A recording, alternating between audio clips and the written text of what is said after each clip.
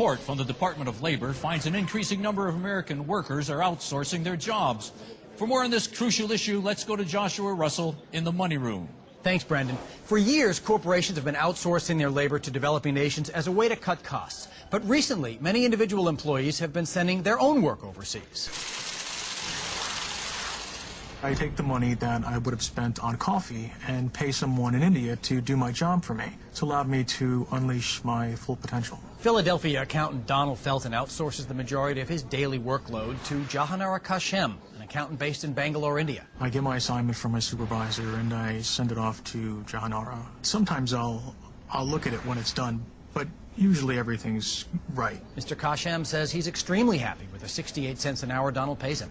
I'm able to feed my family, and Mr. Felton can devote more time to his fantasy football team. And Donald is just one of the close to 700,000 workers who've come to rely on overseas labor. I've actually gotten 2 raises since Jahanara started. He's really good at doing my work. But it's not just lower-level employees who have embraced the trend. At Donald's firm, many senior-level managers are now outsourcing their jobs as well. Workers representing the company's executive officers meet via conference call every Friday. That is totally unprofessional. Management will agree with those cuts. He feels very strongly we need the consulting We division. need paradigm-shifting solutions.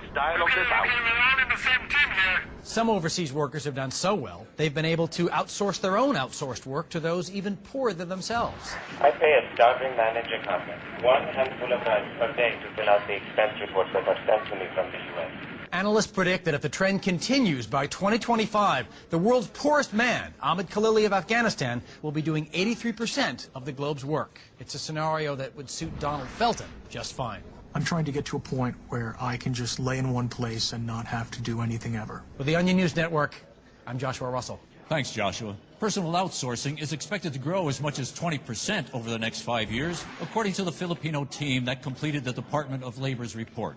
Coming up next, a new study finds the meth epidemic is hitting worthless Americans hardest.